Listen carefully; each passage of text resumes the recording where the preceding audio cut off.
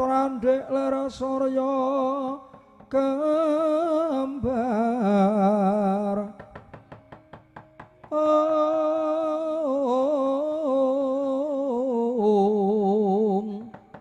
tutuk nyoguwa sela mangleng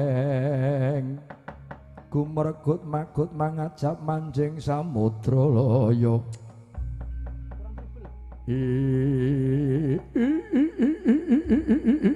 ladalah bojleng wercaka iblis laknat lakune jelik-jelikan he Raden sapa kekasihmu ngendi pinangkamu Satru bagus tanpa cacat manjing ana sak tengahing alas ngaku kowe Raden Satru Tanjung Anomaku Angkawijaya Joko Pengalasan Jaya Murcita ndak sawang ana buta menga tutuke kaya lawanging gua jati jajar nadan aku buta nanging dudu buta alasan muri saka negara Paranggupita kekesete sinuwun Prabu Surayeng Pati jenengku Dedya Jurang Grawah kowe Jurang Grawah yo dasar nyoto Raden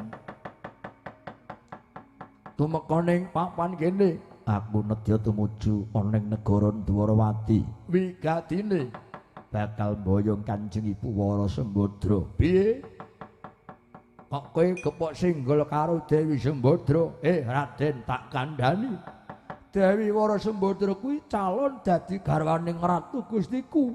Calon winengku sinuwun Prabu Surayeng Pati Raden.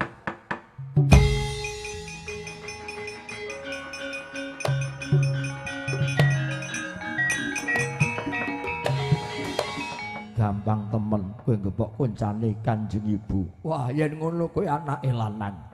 Ayo, tak jaluk ibumu. Tak jaluk Wara Sembadra langkana kuwandhani Angkawijaya gaglek limpamu ombe getihmu Raden.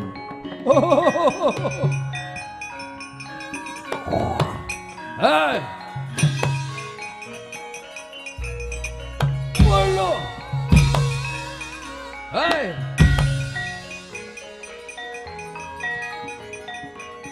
Meke ora muni. Hei. Bus.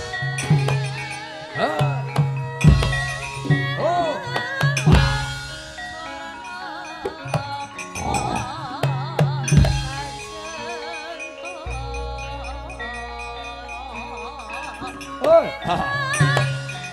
Hey. Hey. Hey.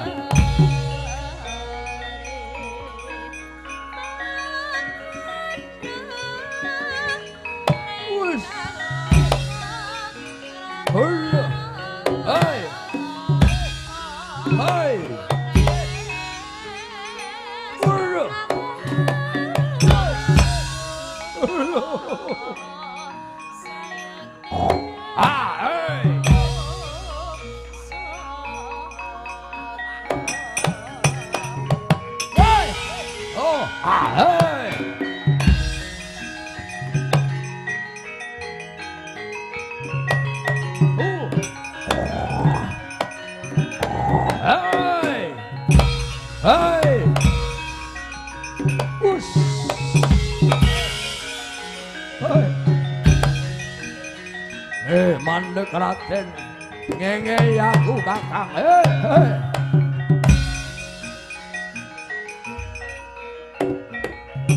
Tanda kowe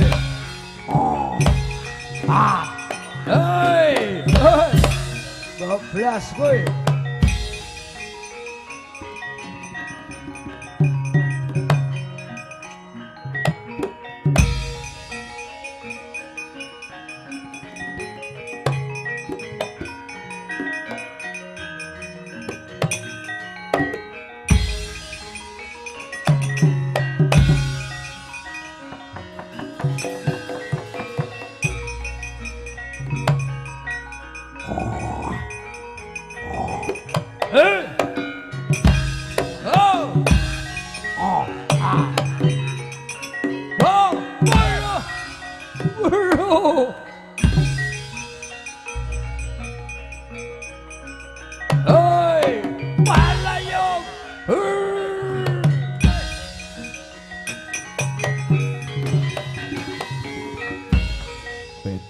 Gus, hutane mati.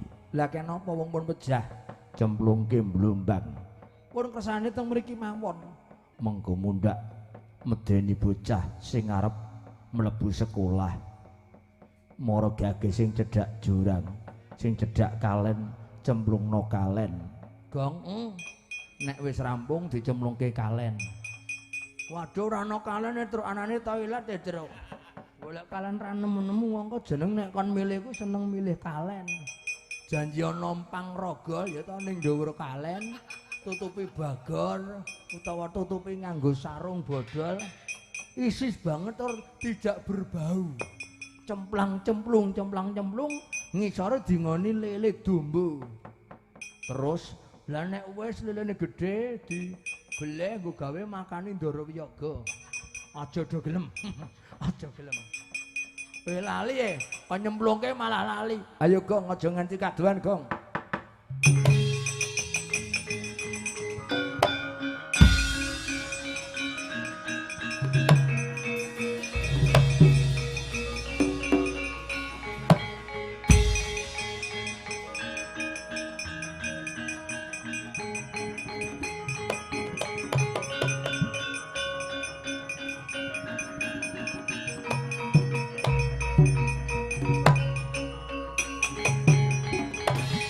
Sembadra kula wonten dawuh penemban.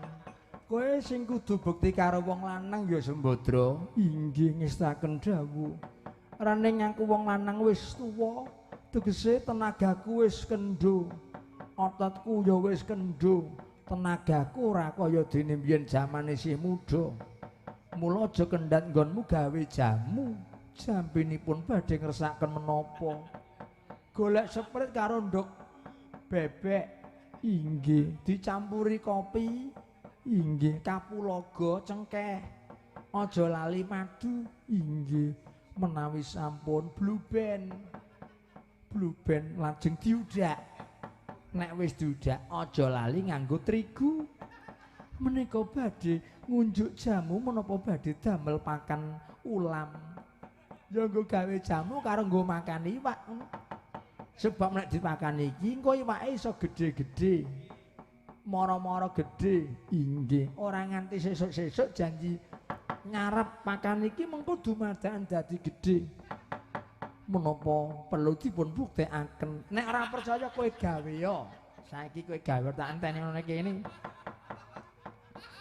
Menika wontenipun namung kencur kados pundi? Piye? Wontenipun namung kencur kaliyan gendhis Jawi. Lah nek kencur karo gula Jawa kuwi nggo gawe nambani wong esek. Nek wong butuh kuat ora nganggo kencur, butuhe nganggo ndok. Menika wonten kulkas kantun setunggal. Ndok bebek sanes namung 3 ayam kemawon. Ya wis ora apa-apa sakanane. Ora usah repot-repot. Ana ndok pitik ya ndok pitik wae ora apa-apa. Nanging menika kok mambet sanget semunipun wurung. Ndoke wurung. Menapa nggih estu badhe dipun dhahar. Jajal kowe nyicipi dhisik ya. Mengko nek kowe nyicipi kok enak, gawa mrene aku tak melu nyeruput. Ning nek kowe kok nyicipi kok mutah-mutah utawa gume aja gawa mrene. Lho kae sapa nom-noman kok trebrang-trebrang nek papan kene ya.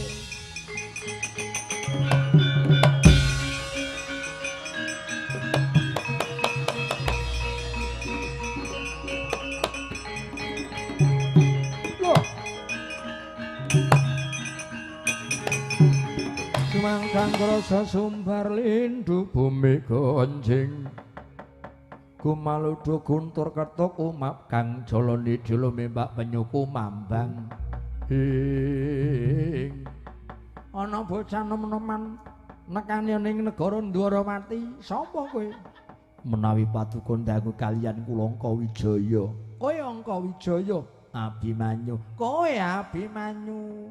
Joko Pengalasan, kowe ya Joko Pengalasan. Inggih Jaya Murcita, kowe ya Jaya Murcita. Kowe arep apa? Kowe kok mrene wong bagus. Kowe nek takon karo aku jenengku Begawan Durawacana. Samane ku dadi pendhita apa dadi minak jingga? Aku kuwi pendhita. Kowe sapa? Menungsa kok mripate kaya ndok ceplok. Ora apa-apa ndok ceplok nyatane wiyaga dodoyan kok. Ndok ceplok meng karuyah tok wis enak banget. Nuwun pangapunten Penemban. Angka Wijaya piye? Paripaksa Kanjeng Ibu badhe kula suwun. Kanjeng Ibu badhe kula aturi kondur wonten kasatriyan Madukara. Ora entuk, nggih ora entuk. Angka Wijaya gampang temen kowe. Ah, dadi merang niki mangke.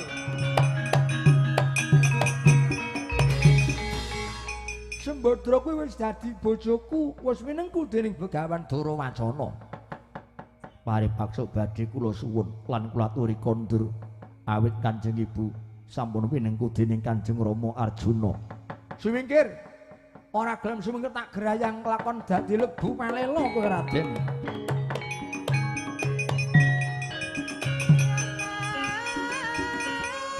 Wus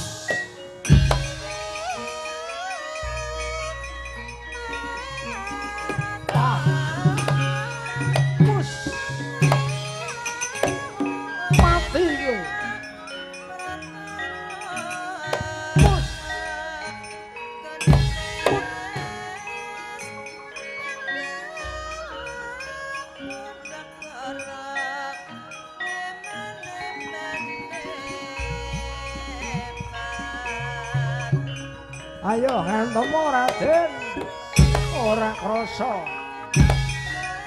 Ayo nyekelo gaman.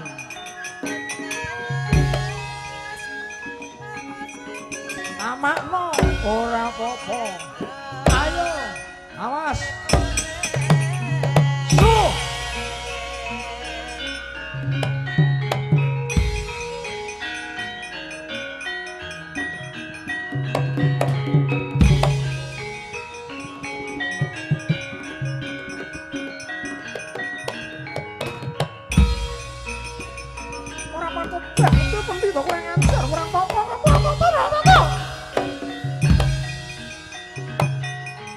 Maringku tampan ono Penemban maringku. Iki mung patimu.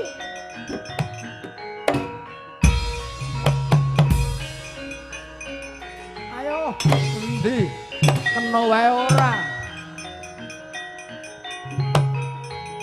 Lamrang kok gak bablas kowe. Aduh.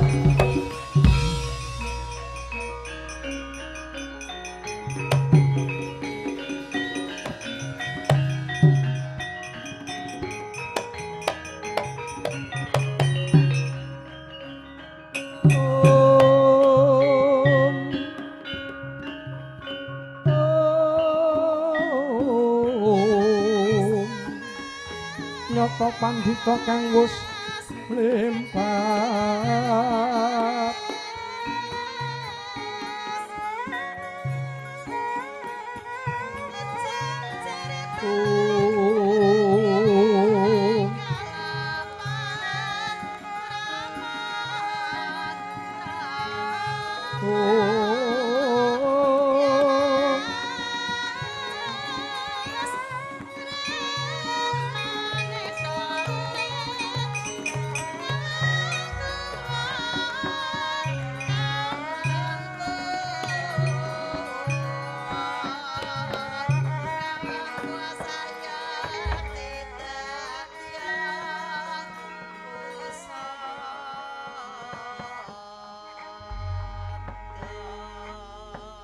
kenthonging paluapindho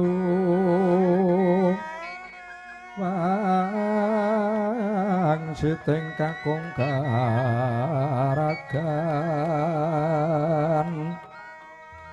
andra sabaning sata kakaloro asauran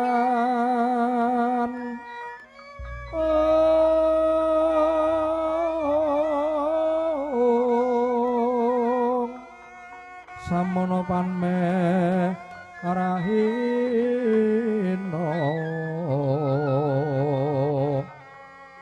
mega bangkaton sumirat lirne traning sari rapuh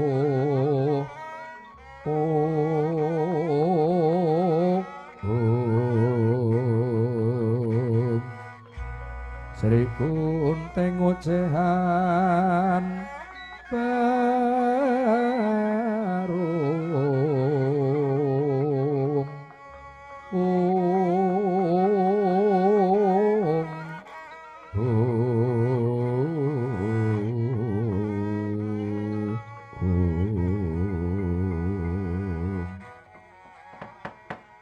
Hong mangarcana sekaring bawana langgeng Yogaku nggir Indralaya kula wonten dawuh pangandika Rama Penemban kowe dadi muridku ya tak anggep dadi yogaku dhewe putra ingkang kinasih inggih merga gentur subratane pun bapa lan jeneng sira wong kang kebak prihatin wong uripe ingkang kebak rasa prihatin iku mesti bakal cedhak kamulyane upama aku lan kowe ora ngenyam, ora medhik, ora nampa kamulyan, besok anak turun. Mbuh iku anak putu buyut canggah wareng mesti bakal nampa kamulyaning urip. Mula yen wis ngerti sejatine urip, anak aja nganti dak sia, aja nganti wani karo para leluhur. Mligine ingkang nurunake jalaran yen ana manungsa kok ketrima ana manungsa kok dhuwur derajat pangkate sugih bondo donyane kuwi mesti ora uwal saka pambudidayane wong tuwa duk rumuhun nuwun inggih ngestaken dawuh badhe kula candhi Rama Penemban ado kang ndak dawuhke merga aku lan kowe nggon iki nudrat dadi brahmana utawa pandhita duweni kewajiban memayu hayu ning jagat nggonku nglakoni teteki lan tapa brata entuk kanugrahan wujute ali-ali ingkang sumaret cahya 5 wujute utawa 5 wernane yaiku mau kang rupa putih abang kuning lan ireng inggih abang putih kuning ireng kelawan ijo cacahe sulake sorote ana 5 menapa menggah werdinipun Rama Penemban sorot ingkang putih nuduhke iku pakarti ingkang suci nafsune iku mutmainah supaya urip tumuju lan lumaku ning dalan ingkang bener lempeng jejeg lan jujur inggih aja nganti menggok lan nalisir saka garising kautaman merga putih iku lambange kasucen mula yen bisa njaga ingkang putih njaga resike ati pamrih besok bali ngadhep karo Kang Maha Suci wondene ingkang werni rekta sing werna abang iku mau sumarot tejane nuduhke apa watak kamurkan nafsune amarah najan mangkono wong urip ya isih mbutuhke isih nggunakake ingkang werna abang nyatane wong urip sing ora duwe nafsu amarah nyambut gawe wis ora duwe tenaga nyambut gawe wis ora duwe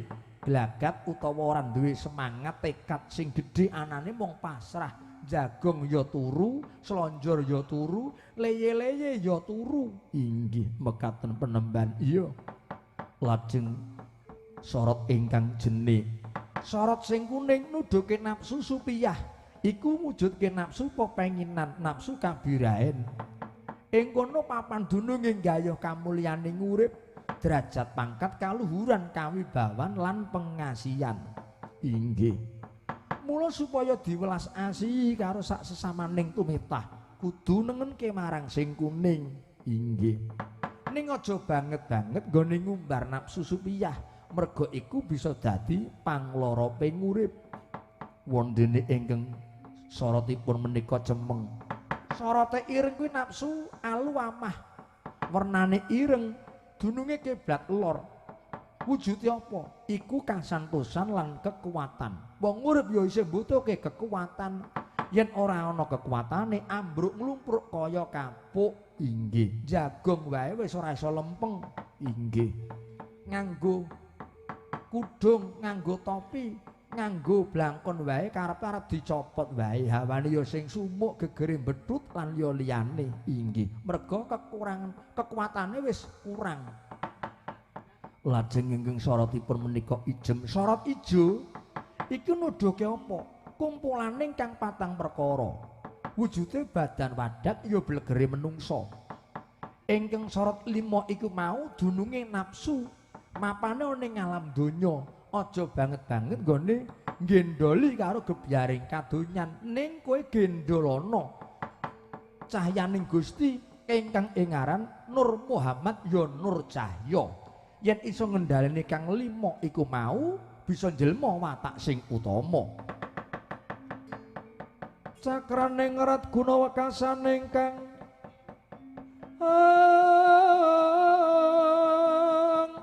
hang loro bawaning kang sinung wati.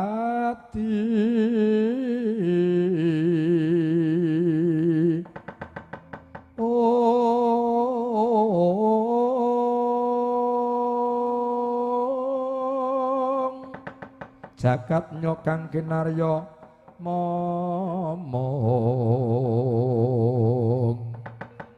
eka tunggal wataknya kang gumingsir emba-embaning kanywangan sawela kringging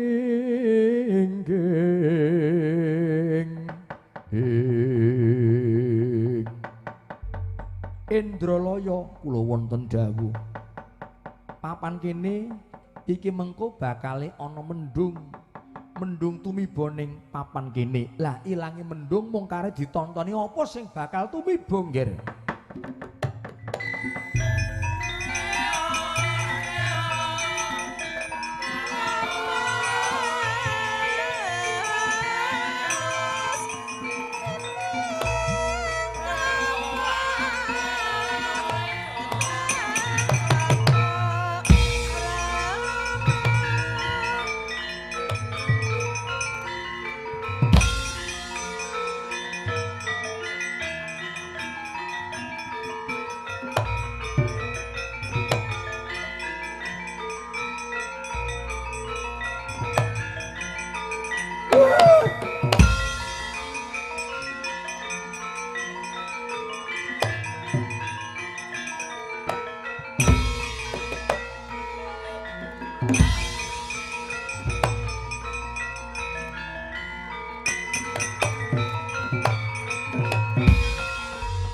Yen loro iki ngger sing wadon lan sing kakung kaya dene biyung anak iki pancen katriwandan inggih ning nek sing mburi kae sing aja niba ketingalipun nyolowadi banget iya aduh penemban niki momongan kula niki bendara kula Ndarangka Wijaya kali Ndara Wara Srikandi niku majikan kula niku bawane niku atasan kula Mbah panjenengan sinten ditepungke Panakawan jenengku Begawan Rasamurti pan iki anakku lanang Indralaya kowe sapa Panakawan jenenge Petruk waduh malah sampun priksa dateng nami kula aku wis ngerti karo kowe nek Petruk sampean ngerti kula ragumun mergo Petruk kulino utang dadi pun diapali wong utang bank ya ora nyalutang kredit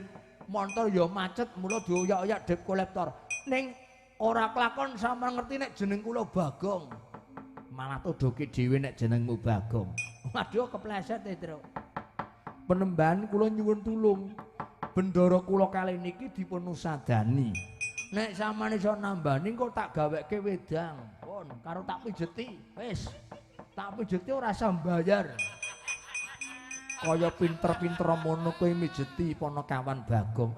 Lho. Sampeyan dereng nate preksa nggih. Kula niku riyen niku sekolah. Bubar sekolah kula dadi guru SLB. Mula ramokal nek kula Bagong tukang mijet wong pinter. Wis ora caturan karo kowe mijet lara kabeh awakmu. Aduh. Zaman durung takon nek takon sinden tak mijet ya.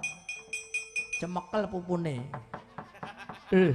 Wong ayu, wong bagus tak suwunke marang Gusti, muga-muga malya temah jati, jati katemahan mulya.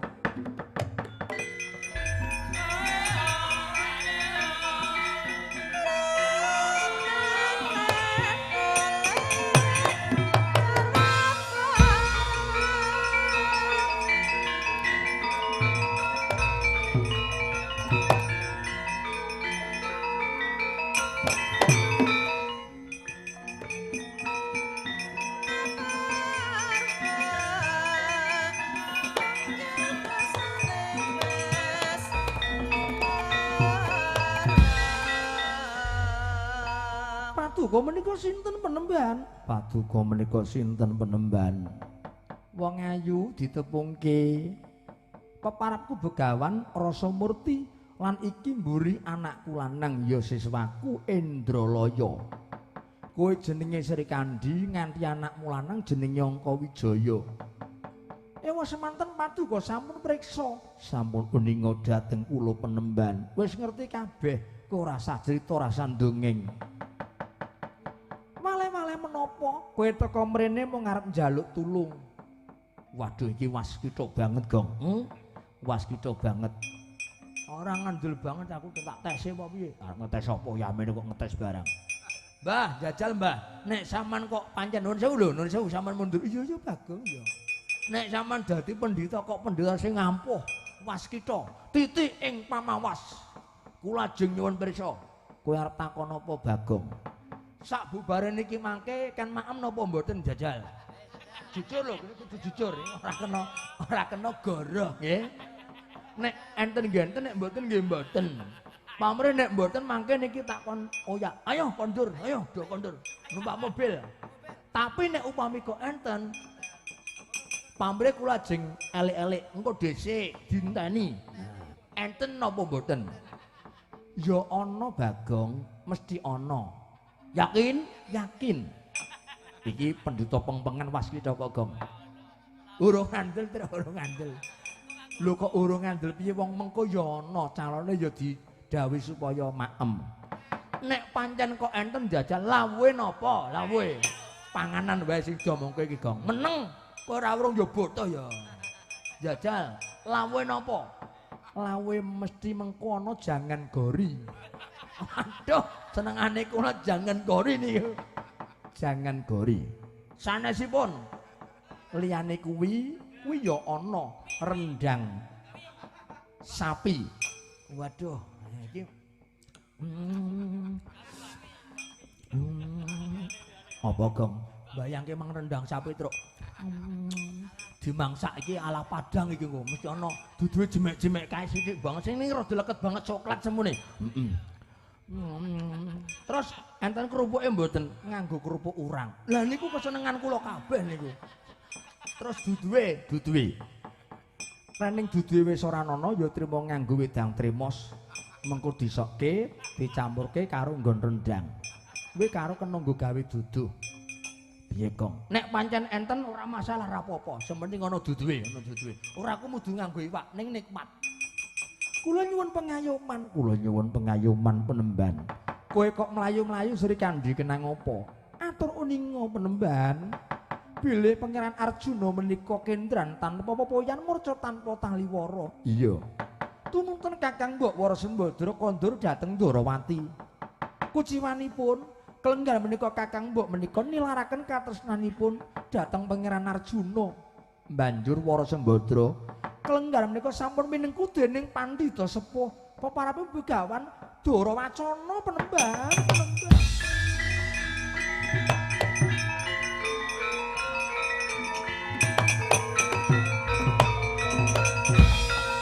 Terus kowe njaluk tulung, yoga kula kawon tandhing kalih Begawan Darawacana.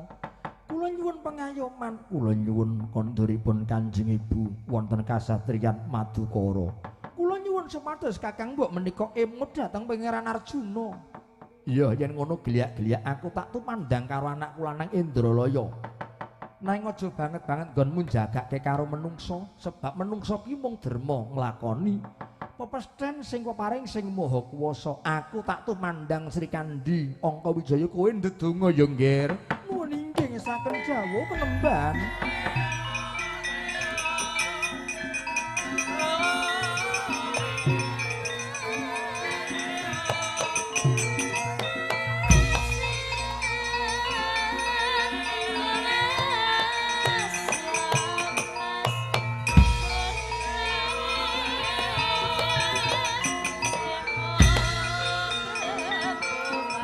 Nonong nonong dekoren